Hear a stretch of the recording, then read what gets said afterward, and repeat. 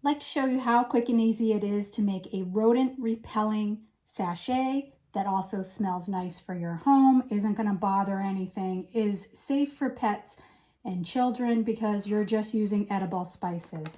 So you're going to need something to put it in. The organza craft bags that are used, a lot of times jewelry and things comes in them. You can get them at any dollar store or craft store real cheap. I'm using some leftover tulle that we had for a party, just, you know, a rectangle of it.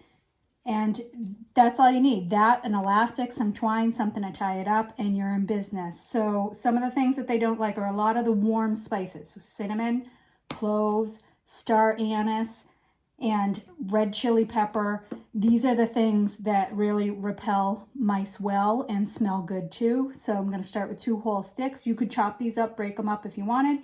If your bag is fine enough, like these reusable tea bags, you could use ground as well. Ground does kind of seep out of there and leave a little bit of dust around, so I prefer to work with the whole things, but ground is an option if that's what you have, and your bags will keep it contained. It's important that air is getting through the bags because that's what's going to dissipate the scent and keep things away. So starting with 2 whole cinnamon sticks going in the middle, and then everything else is roughly 2 tablespoons. So I've got the whole cloves.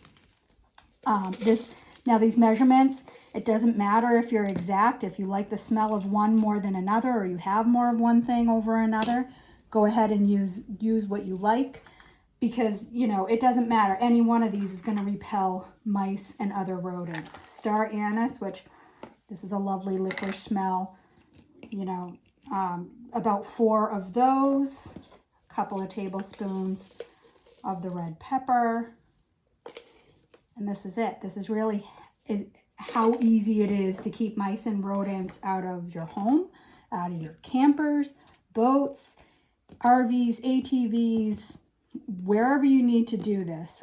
You know, we used to snowmobile,